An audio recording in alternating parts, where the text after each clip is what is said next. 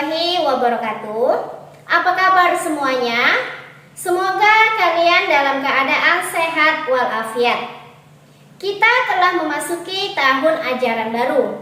Sebelum memulai pembelajaran, saya ingin mengucapkan selamat kepada kalian yang telah berhasil naik ke kelas 11. Terus semangat belajar dan berdoa agar pandemi ini segera berlalu. Materi pertama kita pada kelas 11 ini adalah teks prosedur.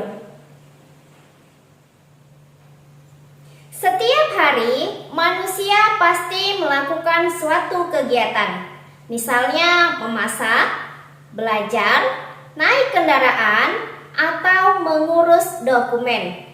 Agar dapat melakukannya dengan benar, kita memerlukan petunjuk untuk melakukan kegiatan-kegiatan tersebut. Petunjuk itulah yang disebut dengan istilah prosedur. Dalam berbagai konteks, jenis teks ini dapat kita jumpai dan sesungguhnya kita pun sering berkomunikasi dengan menggunakan teks prosedur. Misalnya, saat kalian ingin memasak mie instan, dengan melakukan langkah-langkah memasak mie hingga matang dan siap disantap, kalian telah menerapkan teks prosedur. Lalu, apa ya tujuan dibuatnya teks prosedur? Dalam melakukan suatu kegiatan, pemahaman tahap-tahap dalam mengerjakannya sangat penting. Pelaksanaan setiap tahap tersebut menggambarkan proses berlangsungnya suatu kegiatan yang dilakukan seseorang. Jika seseorang memahami cara melakukan kegiatan, keberhasilan kegiatan tersebut akan terjadi. Namun sebaliknya, jika saat melakukan kegiatan, seseorang tidak memahami cara atau prosedurnya, kemungkinan gagal akan lebih besar. Tujuan penulisan teks prosedur adalah untuk menunjukkan atau menjelaskan bagaimana mengerjakan sesuatu dengan langkah-langkah yang urut. Teks prosedur berfungsi untuk menjelaskan langkah-langkah apa saja yang harus kita lakukan dalam melakukan suatu kegiatan atau pekerjaan, sehingga pekerjaan atau kegiatan itu dapat terlaksana dengan baik.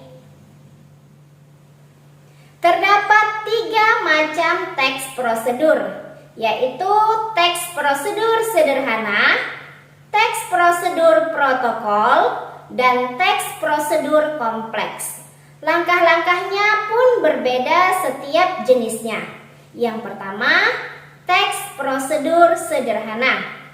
Teks prosedur sederhana adalah teks yang memuat tahapan atau langkah-langkah yang tergolong sederhana. Teks ini hanya menyajikan suatu prosedur yang hanya dapat ditempuh dengan 2 atau 3 langkah saja. Misalnya, cara mengoperasikan setrika listrik, cara mematikan komputer, dan lain-lain.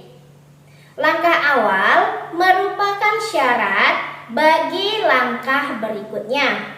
Oleh sebab itu, 2 atau 3 langkah itu tidak dapat diubah urutannya.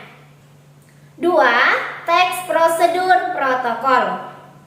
Teks prosedur protokol adalah teks yang langkah-langkah kerjanya tidak terlalu ketat atau fleksibel.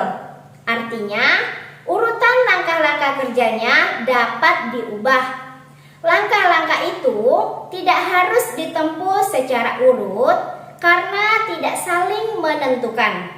Meskipun kita mengubah urutan langkah kerja dalam menyelesaikan sesuatu pada teks protokol, tujuan yang diharapkan tetap dapat terpenuhi. Misalnya, cara memasak mie instan.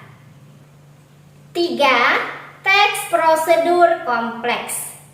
Teks yang berisi langkah-langkah atau tahap-tahap yang harus harus ditempuh untuk mencapai tujuan. Prosedur yang harus dilakukan oleh seseorang merupakan sebuah aturan atau syarat yang harus diikuti atau dipenuhi. Apabila kita tidak mengikuti prosedur atau aturan yang ditentukan, maka tujuan yang diharapkan tidak tercapai. Teks prosedur dikatakan kompleks karena terdapat keterangan pada setiap langkah yang harus ditempuh. Keterangan tersebut diperlukan agar setiap tindakan yang dilakukan pada setiap langkah dapat dipahami dengan mudah. Keterangan tersebut biasanya berupa petunjuk tentang langkah-langkah yang harus dilakukan oleh partisipan untuk menyelesaikan urutan yang harus dipenuhi atau dilakukan agar tujuan yang diharapkan tercapai.